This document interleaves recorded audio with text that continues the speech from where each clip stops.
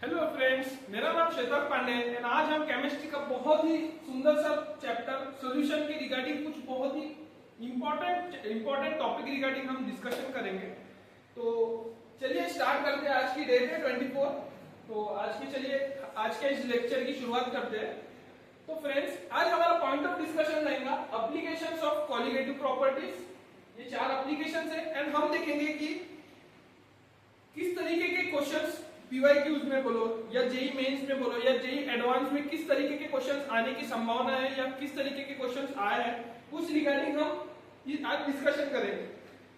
तो चलिए फ्रेंड्स, इस टॉपिक पे आने से पहले हमें पता होना चाहिए कि कोलिगेटिव प्रॉपर्टी किसे कहते हैं। Colligative property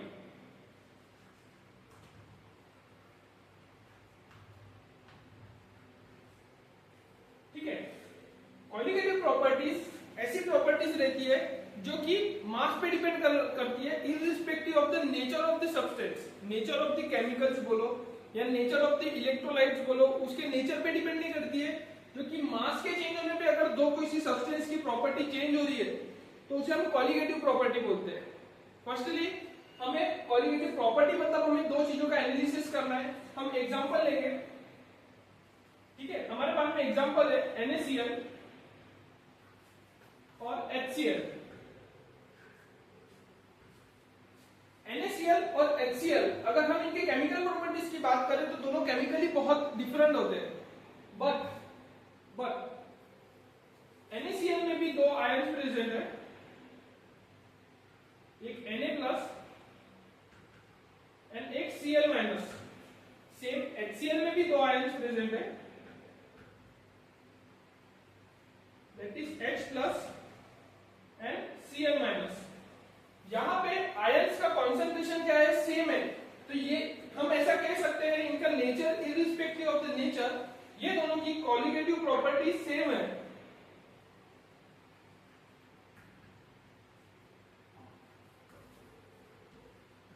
same colligative property.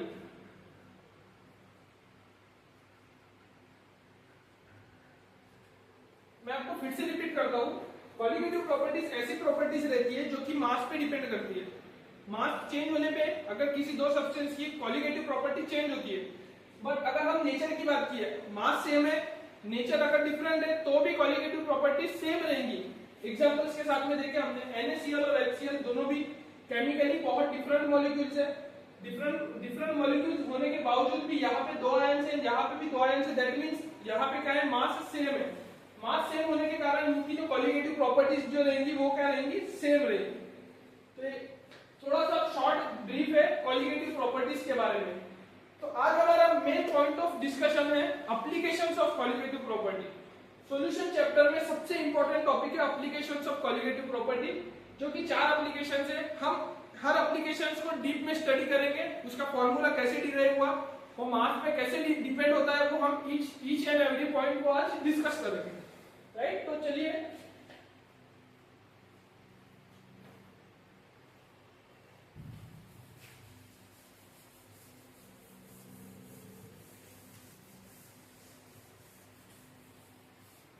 हम एप्लीकेशंस का स्टार्ट करते हैं। तो applications,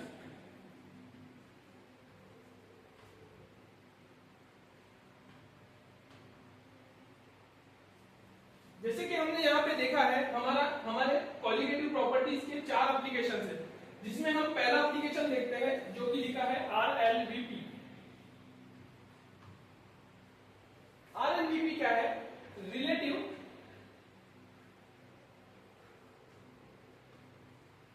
lowering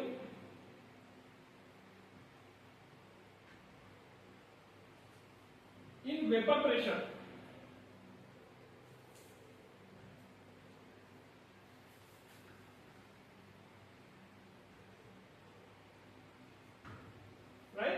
Relative lowering in vapor pressure.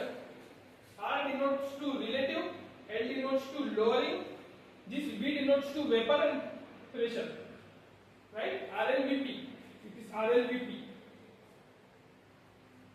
तो फ्रेंड्स, अभी ये relative lowering in vapour pressure पे जाने से पहले हमें पता होना चाहिए कि वेपर प्रेशर होता क्या है। तो हमें पहले वेपर प्रेशर के बारे में डिस्कस करेंगे। तो जैसे कि मैं एग्जांपल के साथ में आपको एक्सप्लेन करता हूँ। ये हमारे पास में एक सॉल्यूशन है, ये लिक्विड भरा है इसमें, ये कंटेनर में। हम यहाँ पे क्या किए, लिक्विड को हमने हीट कर दिए। अब हमें पता है किसी भी लिक्विड को जब हीट करेंगे तो वो क्या में कन्वर्ट होगा, एज इंक्रीजिंग इन टेम्परेचर वो क्या करेगा, वेपर में कन्वर्ट होगा।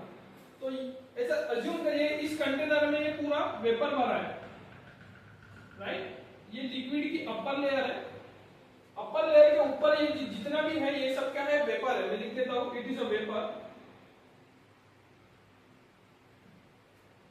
It is liquid. अब क्या हो रहा है, जैसे जैसे टेम्परेचर इंक्रीज करेंगे एक समय ऐसा आएगा जब ये वेपर्स इस लिक्विड के सरफेस के ऊपर कुछ प्रेशर लगाएंगे। वेपर्स लिक्विड के सरफेस के ऊपर कुछ प्रेशर लगाएंगे, इसी प्रेशर को हम वेपर प्रेशर बोलते हैं।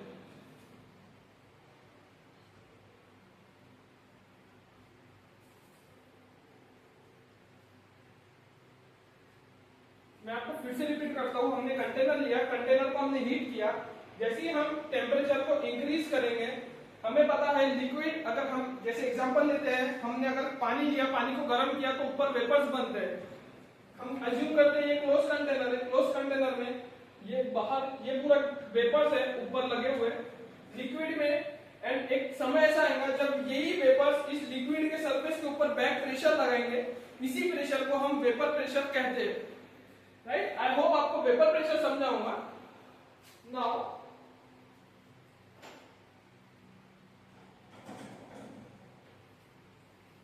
Now relative lowering in vapour pressure का मतलब क्या होता है। तो जैसे कि हमें पता है चैप्टर सॉल्यूशन है, सॉल्यूशन में हमें पता है हमें सॉल्यूशन की स्टडीज करनी है। सॉल्यूशन कैसे बनता है, एक तो सोल्यूट प्लस सॉल्वेंट, राइट। तो हम एक एग्जांपल लेते हैं।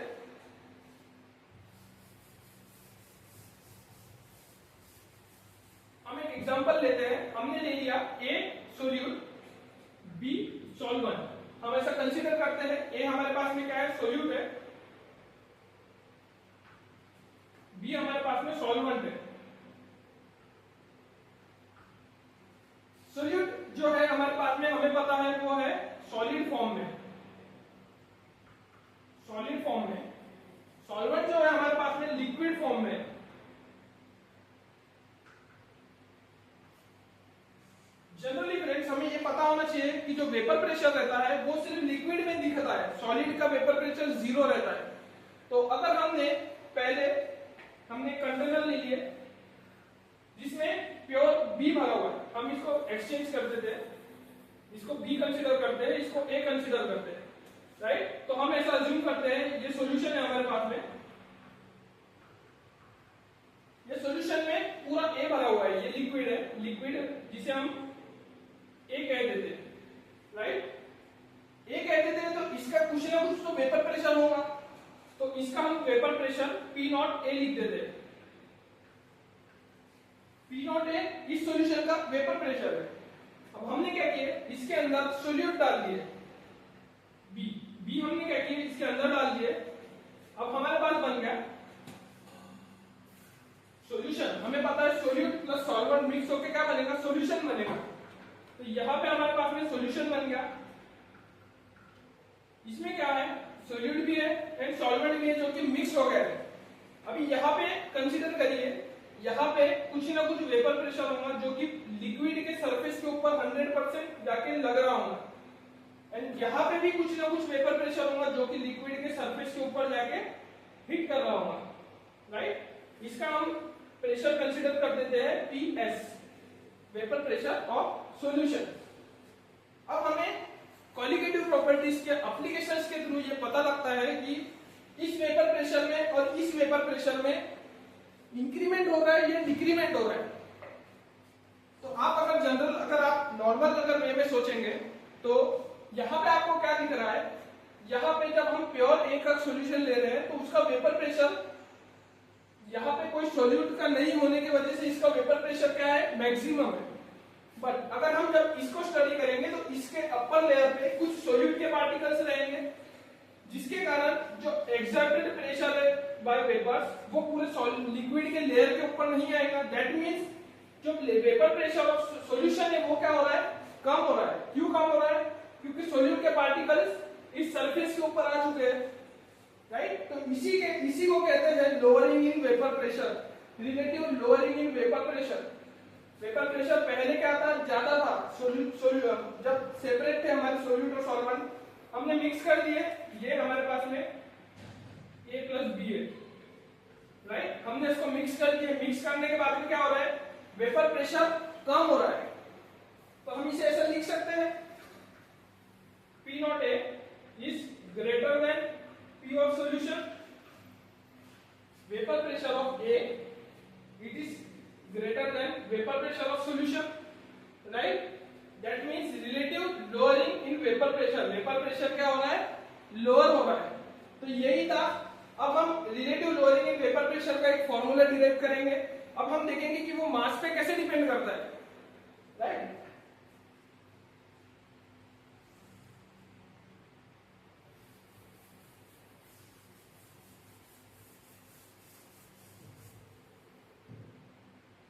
यहां पे हमें पता है P not A minus PA, P of S divided by P not A is equals to X of A, X of B। ये एक फॉर्मूला है जो कि डिराइव हुआ है, जहां पे इस टर्मिनोलॉजी कुछ वर्ड को डिनोट करता है। जैसे P ऑफ A डिनोट करता है प्योर वेपर प्रेशर को, P ऑफ S डिनोट करता है वेपर प्रेशर ऑफ सॉल्यूशन को, P of A again denote करता है प्योर सॉल्यूशन को, and X of B that means हमें पता है X क्या रहता है, मोल फ्रैक्शन रहता है, that is moles of solute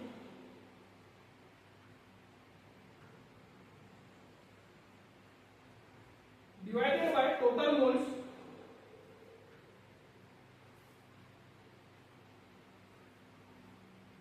is equals to X, right? Moles of solute divided by total moles is equals to X। तो ये X of B है, मतलब ये मोल फ्रैक्शन ऑफ सोल्यूट है। तो मोल फ्रैक्शन ऑफ सोल्यूट क्या रहेगा, मोल्स ऑफ सोल्यूट, मैं यहां लिखता हूं मोल्स ऑफ सोल्यूट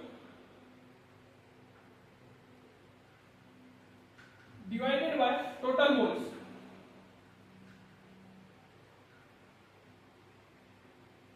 राइट। ये हो गया X ऑफ सोल्यूट। तो यहाँ पे अब हमें पता है ये डायरेक्टली प्रोपोर्शनल है मोल्स ऑफ सोल्यूट के। तो अब हम थोड़ा यहाँ पे देखते हैं मोल्स ऑफ सोल्यूट के, एंड हमें पता है ये जो है ये पूरी टोटल टर्मिनोलॉजी को हम relative lowering in vapour pressure ऐसा लिखते हैं। That means relative lowering in vapour pressure किसके प्रोपोर्शनली, किस पे डिपेंड कर रहा है, X ऑफ सोल्यूट पे। X ऑफ सोल्यूट मतलब सोल्यूट के मोल फ्रैक्शन पे, and mole fraction directly depend किस पे करता है, मोल्स ऑफ सोल्यूट पे, and moles of solute depend किस पे करता है, मास ऑफ सोल्यूट पे। दैट मींस क्या हो रहा है, मास ऑफ सोल्यूट पे हमारा वेपर प्रेशर डिपेंड कर रहा है। यही हमको डिराइव करना था कॉलिगेटिव प्रॉपर्टी में। हमें पता है कॉलिगेटिव प्रॉपर्टी ऐसे प्रॉपर्टी जो मास पे डिपेंड करते हैं, और यहाँ पे जो relative lowering in vapour pressure है वो भी किस पे डिपेंड कर रहा है, मोल्स ऑफ सोल्यूट पे। मोल्स ऑफ सोल्यूट मतलब मास ऑफ सोल्यूट पे। तो यही हमको डिराइव करना था। तो हमने ये देख लिया, ये फर्स्ट एप्लीकेशन है। तो चलिए हम क्वेश्चन देखते हैं फर्स्ट एप्लीकेशन के बेसिस पे। तो क्वेश्चन का समय आ गया है, तो फर्स्ट क्वेश्चन देखते हैं। वन मोल ऑफ, पहले क्वेश्चन ठीक से पढ़ना चाहिए। कोई भी क्वेश्चन को अटेम्प्ट करने से पहले हमें क्वेश्चन ठीक से पढ़ के उसके कंटेंट लिखने चाहिए गिवन, राइट। तो चलिए स्टार्ट करते हैं। One mole of non volatile solute, तो हम ए कंसीडर, बी कंसीडर कर लेते हैं सोल्यूट, ए कंसीडर कर लेते हैं सॉल्वेंट, राइट। अब हमने क्या किया, one mole of non volatile solute. Non volatile मतलब क्या है, सोल्यूट सॉलिड फॉर्म में है, इसका मोल कितना है, 1 मोल। इस वे में लिख लिए तो हमें आगे इसको अप्रोच करने में बहुत इजी जाता है, राइट। फिर हमने क्या किया, solute is dissolved in 3 mole of volatile solvent. Solvent क्या है, लिक्विड है। हमें पता है वोलाटाइल क्या रहता है, लिक्विड फॉर्म में रहता है, लिक्विड ही रहता है जो वोलाटाइल रहता है, नॉन वोलाटाइल सॉलिड रहता है, राइट। तो हमें हमारे सॉल्वेंट के कितने मोल है, 3 मोल्स, ठीक है, 3 moles of non volatile solvent. Find the value of PS upon P not a, हमें फाइंड क्या करना है, PS upon P not a, या हमें रेशियो फाइंड करना है। तो सबसे पहले हमें क्वेश्चन कौन सा एप्लीकेशन से पूछ रहा है वो हमें कंटेंट में से पता चल गया, राइट। अब हमें डायरेक्टली फॉर्मूला अप्लाई करना है, एंड फॉर्मूला अप्लाई करके हमें इस रेशियो के फॉर्म में उसका कैलकुलेशन करना है। तो चलिए देखते हैं इससे सॉल्व कैसे करते हैं। तो हमें पता है RLVP का फॉर्मूला है, RLVP P not of A, जैसे हमने अभी थोड़ी देर पहले ही उसे डिराइव किया है, P not of A minus P of solution divided by P not of A is equals to x of B, B is solute जो कि सॉलिड फॉर्म में, राइट। तो हम इस सेपरेट पहले कैलकुलेट कर लेते हैं x ऑफ B कितना होगा। तो x ऑफ B कितना होगा, हमें पता है B क्या है, सॉल्यूट है, सॉल्यूट कितना मोल्स है, 1 मोल है, सॉल्वेंट कितना है, 3 मोल है। तो हमें पता है x ऑफ B क्या लिखेंगे हम, moles of B divided by total moles, right. Moles of B कितना दिया है हमारे पास में, 1 मोल, 1 डिवाइडेड बाय टोटल कितना है, 3 प्लस 1 दैट इज 4। तो हमें x ऑफ B कितना मिल गया, 1/4। तो यहां पुट करते हैं, यहां पे इसे हम पुट करते हैं, right. P not of A हम इसे ऐसा लिख सकते हैं, P not of A divided by P not of A minus P not of S divided by P not of A। हम इसे इस वे में लिख देंगे, P not of A minus P of S divided by P not of A। यहाँ पे XB का value हमने कैलकुलेट किया, कितना आया, 1/4। यहाँ पे हम इसे 1/4 लिख देंगे। अब हमें कैलकुलेशन के लिए बहुत इजी हो गया, P नॉट ऑफ A क्या हो गया, 1 हो गया। तो यहाँ पे आगे क्या आ जाएगा, यहाँ पे आगे क्या आ जाएगा, इसे हम ऐसा लिख सकते हैं कि P नॉट ऑफ A को 1 लिख देंगे, ये 1 ये यहाँ पे जाएगा, ये 1/4 इधर आएगा, राइट। तो हम इसे यहाँ पे आगे ऐसा लिख सकते हैं, मैं यहाँ पे एड्रेस कर देता हूँ,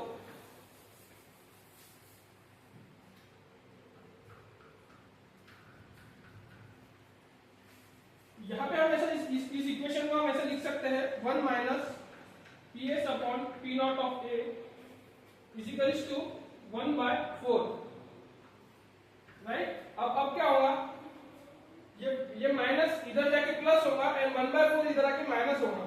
तो हम इसे 1/1 minus 1/4 is equals to P of S divided by P not of A, इस वे में लिख सकते हैं, राइट। अब क्या होगा, अब इसे हम एलसीएम सेम करेंगे, तो ये क्या हो जाएगा, 4 minus 1 divided by 4 that is 3/4 is equals to PS upon P not of A, जो कि हमें कैलकुलेट करना था, हमें यही रेशियो कैलकुलेट करना था, PS upon P not of A, जो कि हमने कैलकुलेट कर लिए। क्या है हमारा रेशियो, 3/4। इतने सिंपल टाइप के क्वेश्चंस आते हैं इस टॉपिक पे, specially relative lowering vapour pressure हमने फर्स्ट टॉपिक देखा एप्लीकेशन, जिसपे एक इस टाइप के क्वेश्चन आता है जिसमें आपको PS upon P not of A पूछ सकता है। आई होप आपको ये वाला क्वेश्चन समझा होगा। अब हम इसके अलग नेक्स्ट कौन से टाइप का क्वेश्चन आता है वो देखते हैं, depend on this first application.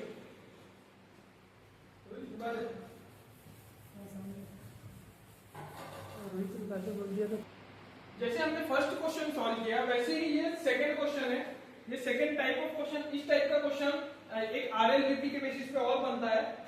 तो चलिए इसे भी हम सॉल्व करते हैं। बहुत सिंपल सा क्वेश्चन है, हमें जस्ट फॉर्मूला पता होना चाहिए, हम इजीली से कैलकुलेट कर सकते हैं, ठीक है। तो क्वेश्चन में हमें कुछ गिवन है, हमें अच्छे से पहले गिवन लिख लेंगे, फिर हम फॉर्मूला लगाएंगे, इसे कैलकुलेट करेंगे। The vapour pressure of benzene C6H6, right. Vapour pressure क्या दिया है, 640 मिलीमीटर ऑफ Hg। इसका वेपर प्रेशर मतलब P नॉट ऑफ A क्या दिया है, 640 mm Hg, right? A non-volatile electrolyte solution weighing 2 gram is added to 39 gram of benzene. अभी क्या किया हमने? Non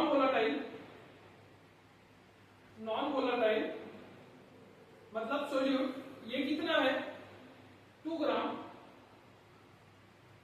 is added to 33 gram of benzene. Benzene कितना ग्राम है? 39 gram, sorry 39 gram of benzene, right? अब क्या दिया है? The vapour pressure of the solution is 600 millimetre of Hg. मतलब अब क्या है, यहाँ पे हमें P ऑफ Hb दिया हुआ है. कितना है? 600 mm ऑफ Hg, राइट? ये हमारे पास में गिवन है और हमें कैलकुलेट क्या करने बोल रहा है? Find molecular weight of solute. हमें क्या फाइंड करना है? सोल्यूट का मॉलिक्यूलर वेट हमें फाइंड करना है. तो हमें ये सब गिवन डाटा है, हम यहाँ इस गिवन डाटा के बेसिस पे मॉलिक्यूलर वेट सोल्यूट का फाइंड करेंगे. तो इसका एक प्रोसेस रहता है. तो हमें सबसे पहले फॉर्मूला पता होना चाहिए. हम फॉर्मूला लिख लेंगे RLVP का. ठीक है, RLVP का हमारे पास फॉर्मूला क्या है? P not of A minus P of S divided by P not of A is equals to mole fraction of solute. ये लिख लिया हमने, ये फॉर्मूला है. अब हमें गिवन क्या क्या है, हम इसे इलाबोरेट करके कुछ ऐसा भी लिख सकते हैं. यहाँ पे मोल्स ऑफ सोल्यूट की जगह हम ऐसा लिख सकते हैं, moles of solute divided by moles of solute plus moles of solvent. लिख सकते हैं हम, ये हमने फॉर्मूला इलाबोरेट करके लिख दिए. अब हमारे पास में गिवन क्या क्या कंटेंट है? हमारे पास में vapour pressure of benzene given है जो कि है 640. तो हमने यहाँ डाल दिया 640 minus total vapour pressure of solution कितना है? 600. यहाँ पे हमने डाल दिया 600 डिवाइडेड बाय 640, राइट? अब हम ये मोल्स ऑफ सोल्यूट निकाल लेंगे. सोल्यूट कितना दिया है हमारे पास में? 2 ग्राम. तो मोल्स ऑफ सोल्यूट क्या रहता है? Moles is equal to given mass upon molecular mass. तो हम इसे ऐसे लिख सकते हैं 2 अपॉन m. m क्या है? मॉलिक्यूलर मास है जो हमें फाइंड करना है, जो कि अननोन है. तो अननोन को हमने m कंसीडर कर लिए. तो ये क्या हो गया? 2 upon m is equal two moles. ठीक है, मोल्स ऑफ सोल्यूट पता चल गया. अब मोल्स ऑफ सॉल्वेंट. सॉल्वेंट यहाँ पे क्या यूज हुआ है? बेंजीन, जिसका 39 ग्राम से लिया गया है. तो हम यहाँ पे बेंजीन 39 ग्राम का इसका मोल्स क्या लिख सकते हैं? 39 डिवाइडेड बाय बेंजीन C6H6. एक कार्बन का 12 है मास, तो इसका मॉलिक्यूलर मास कितना हो जाएगा? यहाँ हम कैलकुलेट कर लेते हैं. 12 into 6 72 प्लस 6, ये कितना हो गया? 8, 78, राइट? तो यहाँ पे क्या हो गया? बेंजीन का 78 होगा मॉलिक्यूलर मास. हमें पता है मोल्स कितना हो जाएगा? Given mass upon molecular mass. तो ये हो जाएगा 1/2, राइट? 1/2, क्योंकि ये 1 and 2, राइट? तो ये हो गया मोल्स ऑफ बेंजीन. तो हम इस मोल्स को इस फॉर्मूले में अप्लाई करेंगे, जो कि इक्वल होगा, ये हमारा हो गया. मोल्स ऑफ सोल्यूट क्या है? 2/m. तो हम यहाँ लिख सकते हैं 2/m divided by total moles क्या आएगा? Moles of solute plus moles of solvent. 2/m plus 1/4 1/2. 2/m plus 1/2, right? तो ये हो गया हमारे पास में इक्वेशन. ये इक्वेशन बन गया. अब इस इक्वेशन में से हम m का वैल्यू कैलकुलेट करेंगे. अब मैं इस इक्वेशन को यहाँ सॉल्व करके दिखाता हूँ, राइट?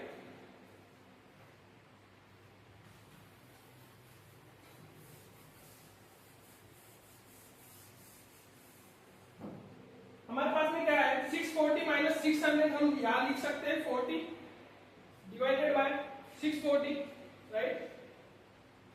ये हमने लिख दिया. किसके इक्वल है?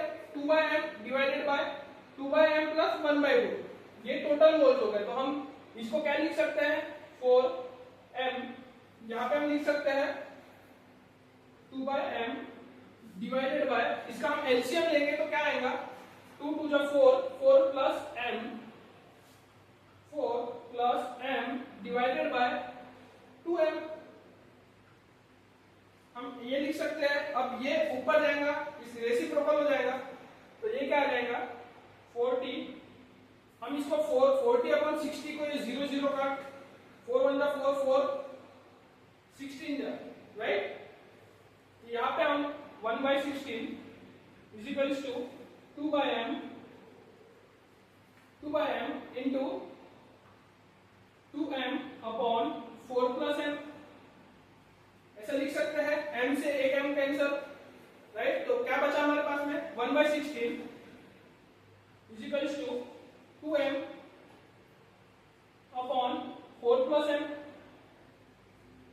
ये हमारे पास में बचा। अब ये 4 प्लस m इधर जाएगा, 16 इधर जाएगा, तो जब हम इसे सॉल्व करेंगे तो हमारे पास में आंसर आएगा 60। 60 क्या हो गया मॉलिक्यूलर वेट, m का वैल्यू क्या आ गया, m का वैल्यू क्या आ गया, m is equals to 60। That means हमें यही तो कैलकुलेट करना था, हमें मॉलिक्यूलर वेट ऑफ सॉल्यूट ही कैलकुलेट करना था, जिसे हमने m कंसीडर किया था, जिसका वैल्यू कितना आ गया 60 आ गया। तो हमारा आंसर क्या आ गया 60। इस तरीके से हमें इस टॉपिक में इस तरीके के क्वेश्चन आते हैं जो कि हमें इस वे से सॉल्व करने होते हैं, राइट। अब हम आगे के टॉपिक्स देखते हैं। अब हम देखेंगे elevation in boiling point, depreciation in freezing point and osmotic pressure पे हम हमारा कॉलिगेटिव प्रॉपर्टी के कैसे किस तरीके के एप्लीकेशंस है आगे के 3। अब हम इसे आगे डिस्कस करेंगे। आई होप आपको ये क्वेश्चन समझ होंगे।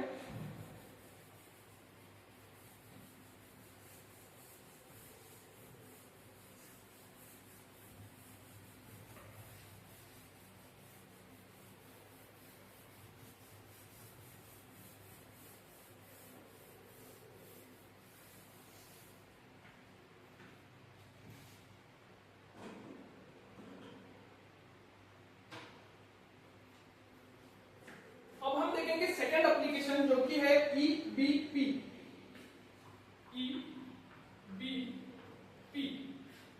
ईबीपी क्या फुल फॉर्म है, elevation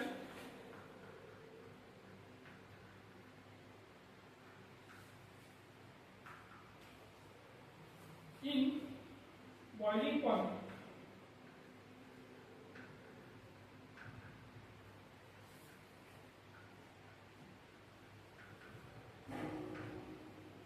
elevation in boiling point. EBP का ई एलिवेशन को डिनोट करता है, बी बॉइलिंग को डिनोट करता है, पी पॉइंट को डिनोट करता है। अब एलिवेशन इन बॉइलिंग पॉइंट क्या है, एलिवेशन मींस बढ़ना। दैट मींस हम क्या देखेंगे, मास के इंक्रीज होने पे बॉइलिंग पॉइंट क्या है, दो सॉल्यूशन का इंक्रीज हो रहा है। अब ये कैसे इंक्रीज हो रहा है ये हम इसमें डिस्कस करते हैं। तो देखिए जैसे हमें ग्राफ, हम इस ग्राफ के मदद से इसे पढ़ते हैं। हमने अगर वेपर प्रेशर का एंड टेम्परेचर का अगर हमें ग्राफ निकालना है, हमें एक है हमारे पास में ए है, ठीक है, this A is pure substance and this PS is solution. मतलब ये क्या है, प्योर सब्सटेंस का वेपर प्रेशर है, ये क्या है पीएस सॉल्यूशन का वेपर प्रेशर है। हमें पता है टेम्परेचर के इंक्रीज होने पे वेपर प्रेशर इंक्रीज होता है, तो हमें इस तरीके का एक ग्राफ मिलेगा, राइट। सेकेंड थिंग हमें ये भी पता है सॉल्यूशन का vapour pressure of pure substance से कम होता है, तो हमें जो सॉल्यूशन का मिलेगा वो इस तरीके से मिलेगा, राइट। तो ये पहला क्या है, पहला है सोल्यूट, सॉल्वेंट का वेपर प्रेशर है, सॉल्वेंट या फिर सोल्यूट का। सेकेंड क्या है, सॉल्यूशन का, ठीक है। ये क्या है, वेपर प्रेशर का ग्राफ है, वीपी का वर्सेस टेम्परेचर का ग्राफ है, ठीक है। अब इसमें हम क्या डिस्कस करेंगे, इसमें हमें पता है कि बॉइलिंग पॉइंट कैसे कैलकुलेट करते हैं? हमें पता है जब वेपर प्रेशर 1 एटमॉस्फेयर होता है, जैसे हम कंसीडर करते हैं इस पॉइंट पे अगर वेपर प्रेशर 1 एटीएम है,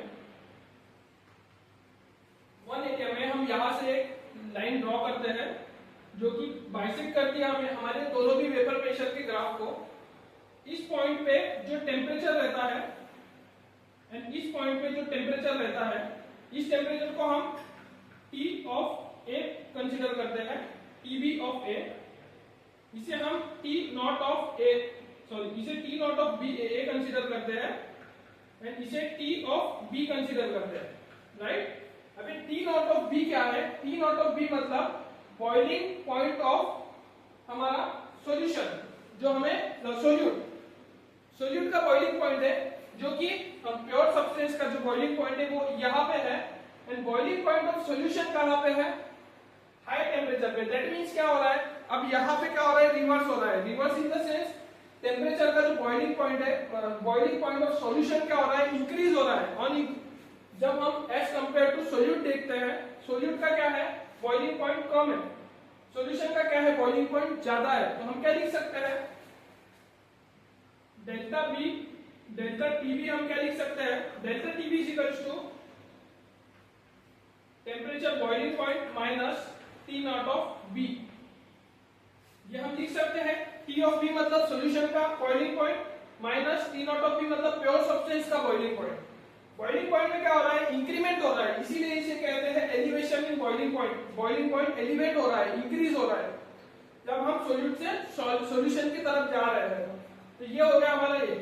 अब हम देखेंगे कि इसमें फॉर्मूला क्या रहता है। इसे फॉर्मूला में हमें पता होना चाहिए delta TB is directly proportional to molarity.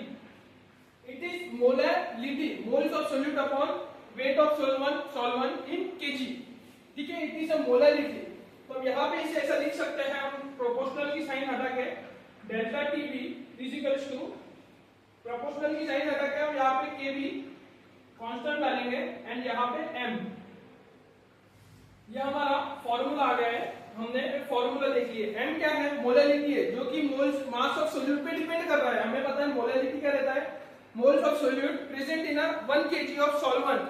ठीक है, तो ये क्या हो रहा है? इनडायरेक्टली ये क्या हो रहा है? मास पे डिपेंड कर रहा है। तो ये एक तरीके की कॉलिगेटिव प्रॉपर्टी हो गया है एंड ये मास पे डिपेंड कर रहा है, इसीलिए कॉलिगेटिव प्रॉपर्टी होने के कारण ये हम इस फॉर्मूले से हम टेम्परेचर का बॉइलिंग पॉइंट हम किसी भी दो सॉल्वेंट का इजीली कैलकुलेट कर सकते हैं।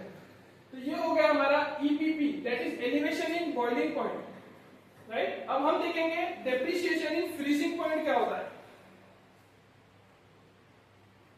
Elevation in boiling point and depreciation in freezing point almost same होता है। हमें ये पता होना चाहिए। सेकेंड थिंग, हमें यहाँ पे एलिवेशन इन बॉइलिंग पॉइंट में ये पता होना चाहिए, बॉइलिंग पॉइंट इनवर्सली प्रोपोर्शनल रहता है वेपर प्रेशर के। जैसे कि हमें पता है कॉलिगेटिव प्रॉपर्टी, मास के चेंज होने पे वेपर प्रेशर क्या हो रहा है? कम हो रहा है सॉल्यूशन का। बट हमें पता है वेपर प्रेशर और बॉइलिंग पॉइंट इनवर्सली प्रोपोर्शनल है। तो यहाँ पे क्या होगा? सॉल्यूशन का बॉइलिंग पॉइंट क्या होगा? इंक्रीज होगा। S decreasing in vapour pressure will increasing in boiling point, ये हमें पता होना चाहिए। वैसे ही फ्रीजिंग पॉइंट का रहता है, फ्रीजिंग पॉइंट जो रहता है that is depreciation in freezing point, that is DEP, जो कि हमारा अभी आने वाला टॉपिक है।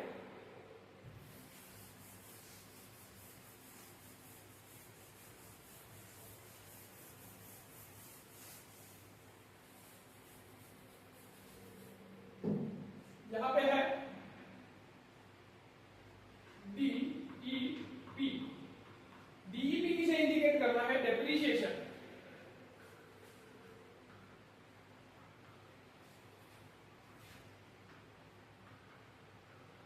इन freezing point.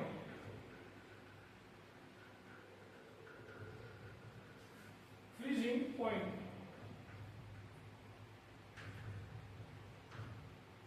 Depreciation in freezing point. जैसे कि हमें पता है boiling point is inversely proportional to vapour density, vapour pressure. वैसे ही freezing point FP is directly proportional to vapour pressure. तो हम इसे डायरेक्टली ऐसे बोल सकते हैं कि वेपर प्रेशर अगर डिक्रीज हो रहा है तो फ्रीजिंग पॉइंट भी डिक्रीज होगा, राइट। वेपर प्रेशर डिक्रीज हो रहा है तो फ्रीजिंग पॉइंट भी ऑब्वियसली डिक्रीज होगा। Freezing point and second thing हम ये बोल सकते हैं कि वेपर प्रेशर डिक्रीज हो रहा है तो जो बॉइलिंग पॉइंट है वो क्या होगा, इंक्रीज होगा, क्योंकि वेपर प्रेशर और बॉइलिंग पॉइंट का इनवर्सली प्रोपोर्शनल है। तो यही है डेप्रिसिएशन इन फ्रीजिंग पॉइंट। हमें पता है जब हम सोल्यूट से प्योर सोल्यूट से हम जब सॉल्यूशन में जाएंगे, सोल्यूट से हम जब सॉल्यूशन में जाएंगे तो यहाँ पे क्या हो रहा है, यहाँ पे वेपर प्रेशर क्या हो रहा है, डिक्रीज हो रहा है।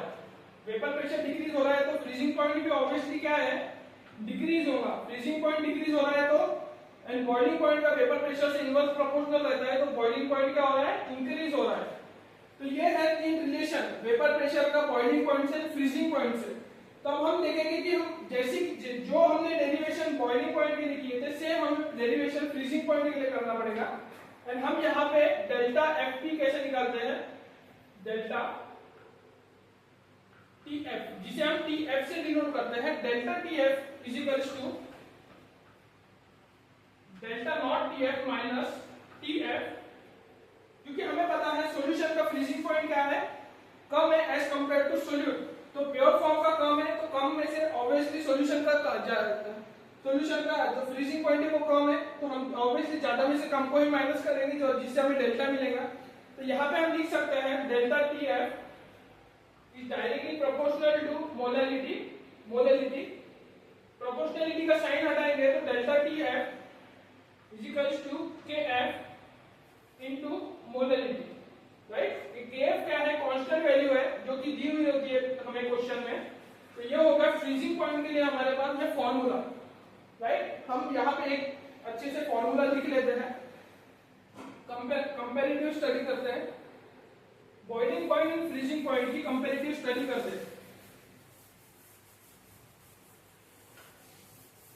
जब हम कंपैरेटिव स्टडी करेंगे तो हमें यह देखने को मिलेगा कि जैसे हम यहाँ पे अगर बॉइलिंग पॉइंट का देखते हैं T B, right.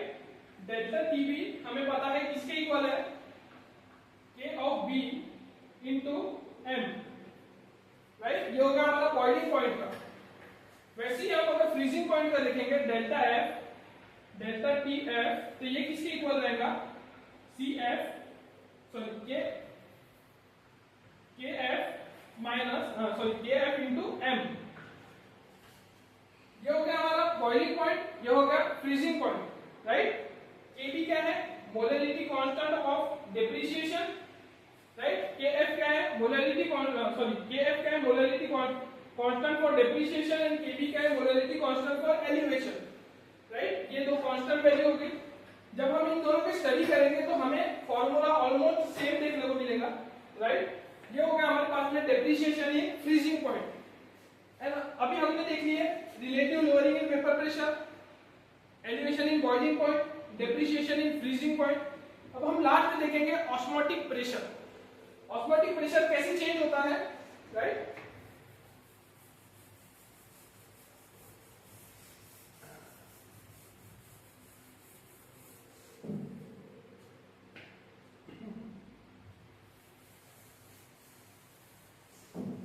Osmotic pressure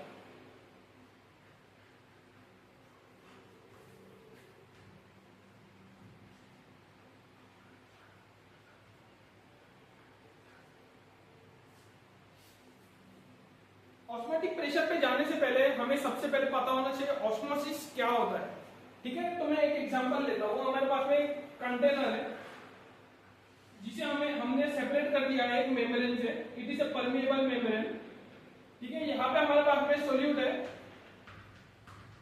it is a solute,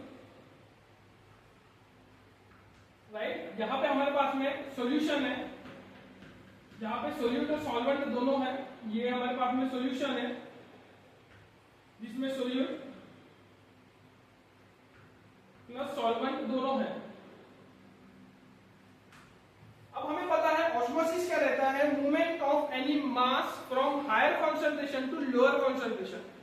अब यहाँ पे क्या हो रहा है, ये मेम्ब्रेन क्या है, परमिएबल है, ये सॉल्यूशन है। सॉल्यूशन में ऑब्वियसली सॉल्यूट का कॉन्सेंट्रेशन क्या रहेगा, कम रहेगा, सोल्यूट क्या है, कम है। यहाँ पे क्या है, सोल्यूट ज्यादा है। तो ये सोल्यूट क्या करेगा, इस जगह से इस जगह पे मूव करेगा मेम्ब्रेन के थ्रू। इसी मूवमेंट को हम ऑस्मोसिस बोलते हैं। एंड अब हम देखते हैं ऑस्मोटिक प्रेशर किसको बोलते हैं, राइट। तो अब ये मॉलिक्यूल मूव तो हो रहा है, बट अगर हमें इस मूवमेंट को ब्लॉक करने के लिए जितना प्रेशर लगेगा, हम यहाँ पे एक प्रेशर पंप लगा देंगे, राइट। जहां से हमने अगर कंसीडर करिए हमने पाइप प्रेशर अप्लाई किया, जहां प्रेशर अप्लाई करेंगे तभी ये मूवमेंट बंद होगा। तो the pressure required to stop the movement of osmosis of solute from higher concentration to lower concentration is said to be as osmotic pressure. तो ये जो ऑस्मोटिक प्रेशर है, ये इसी प्रेशर को बोलते हैं कि जितना हमें पाइप लगाना पड़ेगा इस सॉल्यूशन के मूवमेंट को ब्लॉक करने के लिए, उसको बोलते हैं हम ऑस्मोटिक प्रेशर। ठीक है, ऑस्मोटिक प्रेशर जो पाया रहता है, जिसे हमने पाया कंसीडर किया है, वो डायरेक्टली प्रोपोर्शनल रहता है कॉन्सेंट्रेशन के और प्रोपोर्शनल रहता है टेम्परेचर के, राइट। तो हम यहाँ पे इसे लिख सकते हैं pi is directly proportional to Ct। तो हम इसे कौन सा लेंगे, हम अगर प्रोपोर्शनलिटी हटाएंगे तो यहाँ हम लिख सकते हैं CRT। R is a constant, that is a gas constant हम लेते हैं यहाँ पे। तो ये हमारा फॉर्मूला होगा ऑस्मोटिक प्रेशर का एप्लीकेशन, कोलिगेटिव प्रॉपर्टी के एप्लीकेशन में। अब यहाँ पे जो C है वो कंसंट्रेशन को डिटरमाइन कर रहा है, इन द सेंस यहाँ पे C डिपेंड रहता है मास पे, इन रिस्पेक्टिव ऑफ द, और जो ऑस्मोटिक प्रेशर डिपेंड कर पे सिर्फ मास पे डिपेंड कर रहा है। That means this osmotic pressure is also a type of colligative property जो कि मास पे डिपेंड करता है। तो हमने आज जनरली चारों के एप्लीकेशंस देख लिए हैं, एक मोस्ट इंपॉर्टेंट RLVP के क्वेश्चन सॉल्व कर लिए हैं। अब हम देखेंगे इस तीनों पे किस टाइप के क्वेश्चन आ सकते हैं। बहुत सिंपल क्वेश्चन आते हैं, बाकी तीनों एप्लीकेशन के मोस्ट इंपॉर्टेंट है RLVP। तो अब हम क्वेश्चन देखेंगे नीचे के EBP, DEP और OP पे किस तरीके के आते हैं। अगले तीन एप्लीकेशंस के क्वेश्चंस पे आने से पहले हमें एक most important topic that is the when half factor का पता होना जरूरी है। वेन हॉफ फैक्टर जिसे I से डिनोट किया जाता है, ये क्या रहता है, चलिए हम डिस्कस करते हैं। जैसे हमें पता है, हम अब तक ले रहे थे solute plus solvent will give solution.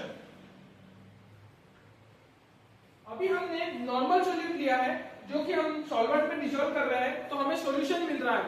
अब जब हम नॉर्मल सोल्यूट लेते हैं तो इसका अगर मास यहाँ पे m है, यहाँ पे भी सॉल्यूशन में भी सोल्यूट का मास कितना रहेगा, m रहेगा।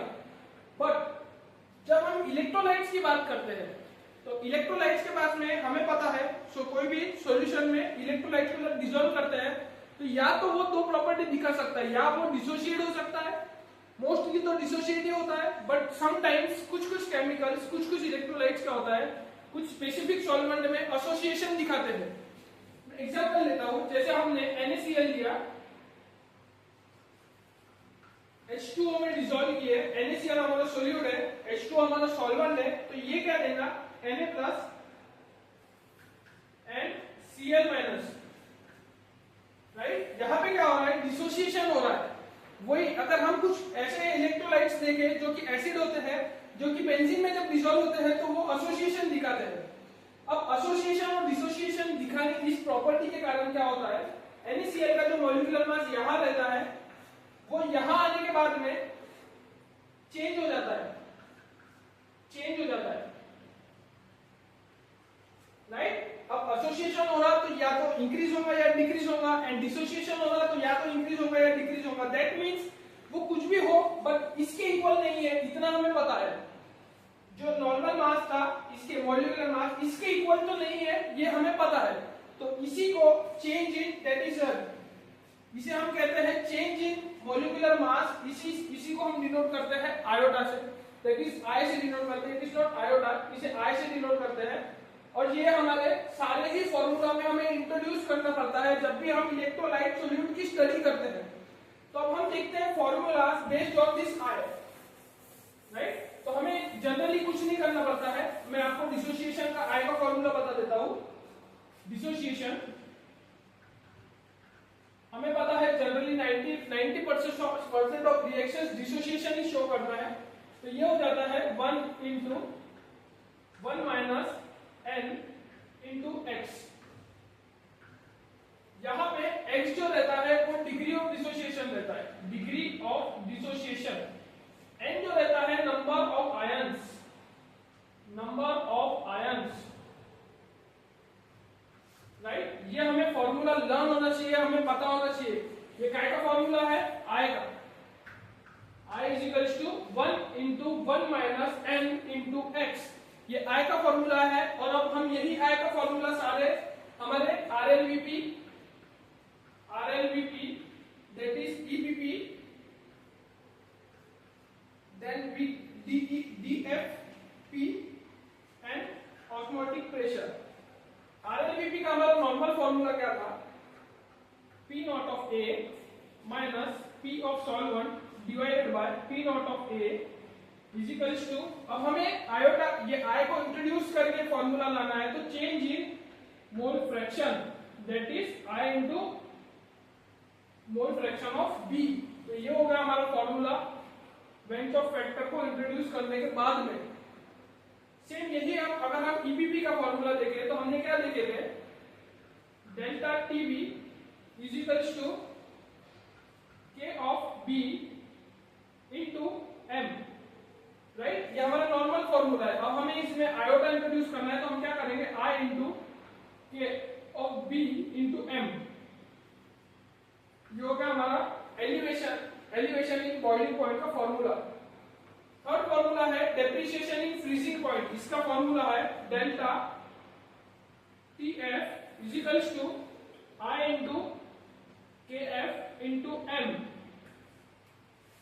ये हो गया डेप्रिसिएशन इन फ्रीजिंग पॉइंट का फॉर्मूला। अब ऑस्मोटिक प्रेशर का फॉर्मूला भी हमने निकाले थे, that is pi is equals to I C R T.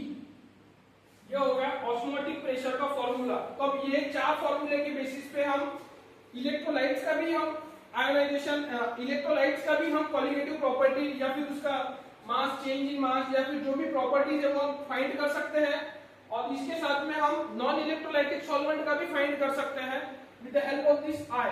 तो चलिए अब हम इस पे कुछ क्वेश्चंस सॉल्व करके देखते हैं, इसमें किस तरीके के क्वेश्चंस हमारे पेपर में आते हैं। तो ये बहुत इंपॉर्टेंट टॉपिक है, तो चलिए हम इसके क्वेश्चंस देखते हैं।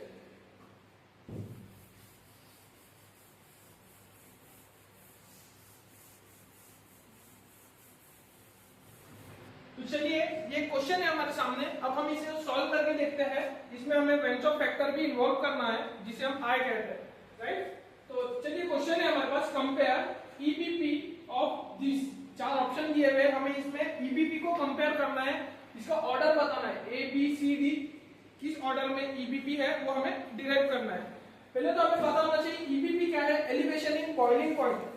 हमें बॉइलिंग पॉइंट के बारे में पता है, हमने बॉइलिंग पॉइंट का फॉर्मूला क्या डिराइव किया था बॉइलिंग पॉइंट के लिए? TB is equals to I into K of B into M. M is molarity, this is constant, KB, I is our Benchoff factor and TB। हमें इसी फॉर्मूले को यहाँ पे अप्लाई करके इनका ऑर्डर बताना है। अब जैसे हम देखेंगे तो TB यहाँ पे चारों भी जो हमें कंटेंट दिए हुए उसकी जो मोलरिटी है वो क्या है? सेम है, 0.1 मोलर है। तो यहाँ पे मोल तो सेम होगा, तो हम यहाँ पे मोल को कट कर सकते हैं फॉर ऑल द फोर्स, ठीक है। यहाँ पे दूसरा क्या है, जो कांस्टेंट है केबी वो चारों के लिए सेम रहेगा, तो हम कांस्टेंट को भी कट कर सकते हैं। दैट मींस अब ये जो टीबी है बॉइलिंग पॉइंट में वो किस पे डिपेंड है? आयोटा पे डिपेंड है, आई पे डिपेंड है। टीबी डायरेक्टली प्रोपोर्शनल है आई पे। That means हमारे पास में अब हमें पता है ऑलमोस्ट ऑल इलेक्ट्रोलाइट जो है वो क्या है? डिसोसिएशन दिखाते हैं। एंड हमें I का डिसोसिएशन फॉर्मूला पता है, I is equals to 1 into 1 minus n into x, right. ये हमारा I का फॉर्मूला हो गया। अब क्या है? x जो है डिसोसिएशन कांस्टेंट वो सबके लिए सेम रहता है, सेम रहता है। तो आई काय पे डिपेंड है, आई डायरेक्टली डिपेंड है एन पे, i is directly proportional to n. हमें पता है आई ऑलवेज आई, जो टीबी है वो भी आई पे डिपेंड करता है, जो टीबी है वो भी डायरेक्टली प्रोपोर्शनल है आई के। एंड एन का हमारे पास में एन है नंबर ऑफ आयंस प्रोड्यूस, मतलब कोई भी इलेक्ट्रोलाइट से जैसे NaCl है तो कितने आयन बना रहा है, 2 आयन, एक Na एक Cl माइनस। n जो है नंबर ऑफ आयन प्रोड्यूस है, तो यहाँ पे हम लिख सकते हैं Tb is directly proportional to n, क्योंकि हमने देखा है n पे I n पे डिपेंड है एंड Tb I पे डिपेंड है, तो हम डायरेक्टली लिख सकते हैं जो बॉइलिंग पॉइंट का एलिवेशन है वो डायरेक्टली n पे डिपेंड करता है।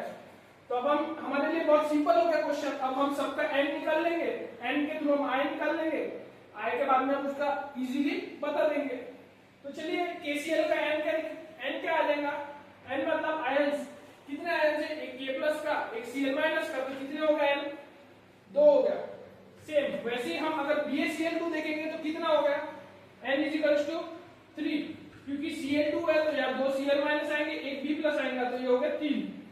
यहाँ पे FeCl3 है हमारे पास में, तो यहाँ पे n कितना हो गया, 4, क्योंकि 3 Cl के n एक Fe का है। यहाँ पे हमारे पास में Fe2SO4 होल थ्राइस है, तो यहाँ पे n कितना हो गया, 3 SO3 के 2 Fe के, तो कितना हो गया 5। सीधी बात है, n जितना ज्यादा उतना ज्यादा उसका Tb। तो हम अगर EBP का हम अगर सीक्वेंस देखेंगे इसका कंपैरिजन, तो n जिसका ज्यादा उसका EBP ज्यादा, तो क्या है D का n ज्यादा, तो ऑर्डर क्या रहेगा, D ग्रेटर देन, फिर क्या आएगा C greater than B greater than A। Simple सा ये ऑर्डर ये ऑप्शन में दिया होगा आपको इस तरीके से इसे सॉल्व करना होगा। आपको 4 ऑप्शन दिए रहेंगे, 4 ऑप्शन में से आपको कोई भी सीक्वेंस दे देगा, तो ये प्रॉपर सीक्वेंस है इसका EBP का, EBP का। तो हमें ये पता होना चाहिए EBP को कैसे कंपेयर करते हैं। तो ये एक तरीके का ये क्वेश्चन हो गया जो हमने EBP के बेसिस पे देखा। अब हम कुछ और क्वेश्चन देखते हैं जो कि OP एंड DEP के बेसिस पे हो सकते हैं, जो कि आ सकते हैं हमारे क्वेश्चंस, जो कि बहुत इंपॉर्टेंट पार्ट है, राइट। तो हमने जैसे देखे वेंट ऑफ फैक्टर पे, उसी में ये सेकंड टाइप का क्वेश्चन जो कि हमारा यहाँ पे है दिया हुआ, जो कि फ्रीजिंग पॉइंट के बेसिस पे, that is depreciation in freezing point. इसके पहले का हमने क्वेश्चन देखे जो कि बॉइलिंग पॉइंट के बेसिस पे था, अब हम फ्रीजिंग पॉइंट के बेसिस पे देखेंगे। तो चलिए क्वेश्चन सॉल्व करते हैं। कंपेयर फ्रीजिंग पॉइंट, ठीक है, हमें क्या दिया है, 4 ऑप्शन दिए हुए, 4 सॉल्यूशन, 4 हमें कुछ इलेक्ट्रोलाइट्स दिए हैं, उसका हमें फ्रीजिंग पॉइंट को कंपेयर करना है। तो फ्रीजिंग पॉइंट को कंपेयर करने के लिए पहले तो हमें फ्रीजिंग पॉइंट को फॉर्मूला पता होना चाहिए, जो कि हम TF से डिनोट करते हैं, equals to I into K of F into molarity M, right. ये हमारा फ्रीजिंग पॉइंट का फॉर्मूला है, जिसे molarity M molarity, right, Kf होगा हमारा कांस्टेंट,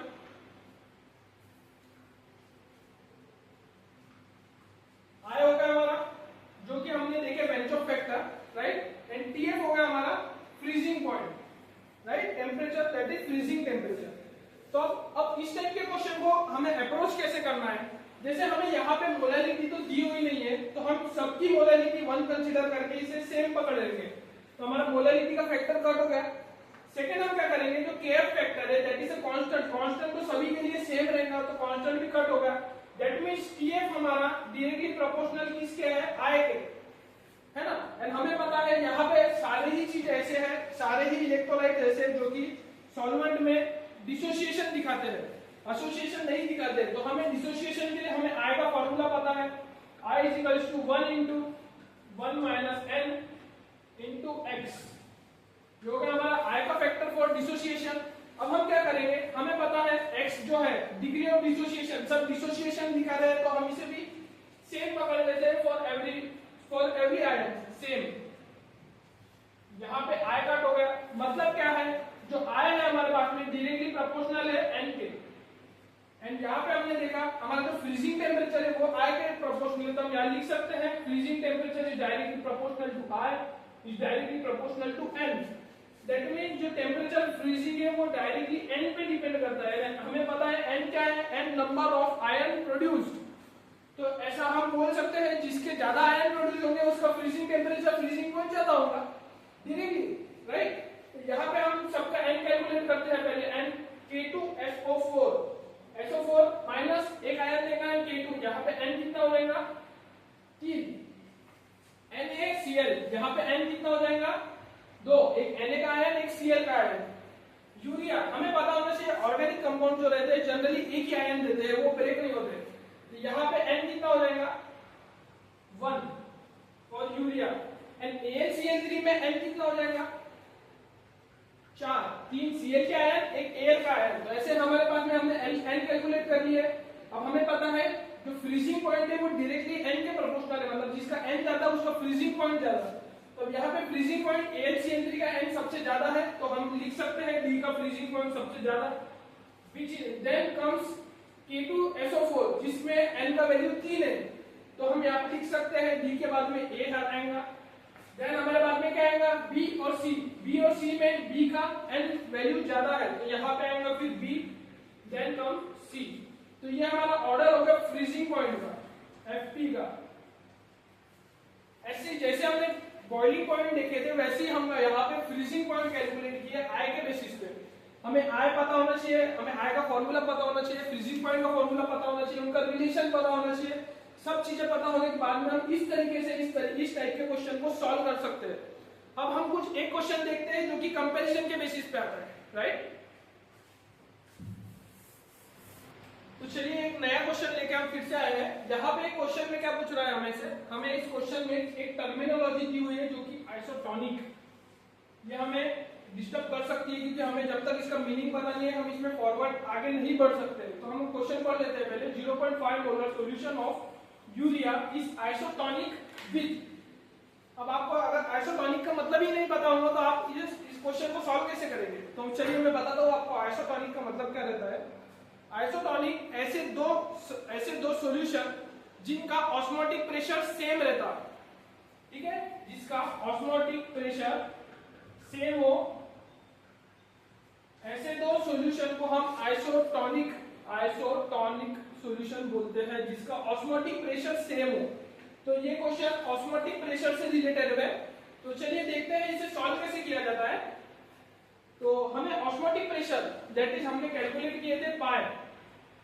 ये पाई का अगर फॉर्मूला देखें हम तो पाई का फॉर्मूला क्या है, I into CRT, right. Pi is equals to I into CRT। Pi क्या है ऑस्मोटिक प्रेशर। अब यहाँ पे क्वेश्चन में क्या बोल रहा है 0.5 मोलर सॉल्यूशन ऑफ यूरिया का 0.5 मोलर सॉल्यूशन का ऑस्मोटिक प्रेशर इन चारों में से किसके इक्वल है, राइट। हमें यही पता करना है। तो हम चलिए पहले देख लेते हैं यूरिया का ऑस्मोटिक प्रेशर कितना है। तो पाई का वैल्यू अगर यूरिया का लेते हम तो ये क्या आ जाएगा I, यूरिया का I का वैल्यू कितना रहता है 1, ठीक है, क्योंकि I में हम देखते हैं I is equals to 1 minus 1 into 1 minus n into x, right. तो ये जो है यहाँ पे हम I डायरेक्टली प्रोपोर्शनल रहता है n के। n कितना है यूरिया के लिए 1, तो हम इसे डायरेक्टली 1 कंसीडर करते हैं इंटू CRT, राइट। कॉन्सेंट्रेशन कितना दिया है 0.5 मोलर। हम यहाँ पे C के जगह 0.5 मोलर भी लिख सकते हैं 1 इंटू 0.5 RT, राइट। ये हो गया पाई ऑफ यूरिया। अब हमें पाई ऑफ यूरिया पता चल गया। अब हमें पाई ऑफ इन चारों का निकाल के देखना पड़ेगा जिसका पाई अगर इसके इक्वल आ रहा है वो दोनों एक दूसरे के आइसोटोनिक हो जाएंगे, राइट। तो अब जैसे हम इसका अगर I देखें, अगर हम डायरेक्ट सॉल्व करते हैं तो इसका 0.5 मोलर, तो ये मोलरिटी कॉन्सेंट्रेशन की जगह 0.5 आ जाएगा। बट यहाँ पे I का वैल्यू कितना है, N का वैल्यू इज इक्वल्स टू 2, तो यहाँ पे I का वैल्यू कितना हो जाएगा 2। तो ये तो नहीं हो सकता, राइट। Second 0.5 molar sugar. हमें पता है ऑर्गेनिक कंपाउंड जो भी यूरिया शुगर वगैरह जो भी होता है इनका N का वैल्यू ऑलवेज 1 होता है, ठीक है। तो यहाँ पे N का वैल्यू भी 1 है, N का वैल्यू 1 डाल दिए, राइट। शुगर के लिए 0.5 मोलर कॉन्सेंट्रेशन है, तो अगर हमने पाई फॉर शुगर लिखे वो कितना हो जाएगा 1 इंटू 0.5 इंटू RT, जो कि हमें सीधा सीधा दिख रहा है यूरिया के ऑस्मोटिक प्रेशर के इक्वल है। दैट मींस ये दोनों क्या हो गए, एक दूसरे के लिए आइसोटोनिक हो गए, राइट। तो इस तरीके के क्वेश्चन इस टॉपिक पे से मेजरली हमें पीवाईक्यूज हमें प्रीवियस ईयर में देखे गए हैं, जो कि नीट के पॉइंट ऑफ व्यू से भी बहुत इंपॉर्टेंट है, जेई के पॉइंट ऑफ व्यू से भी बहुत इंपॉर्टेंट है। तो ये हमने आज के टॉपिक सारे कवर कर लिए with the help of question. I hope आपको सब कुछ समझा होगा एंड आई होप आपका दिन अच्छा हो, आपको वीडियो अच्छा लगा होगा। Thank you for listening. Thank you.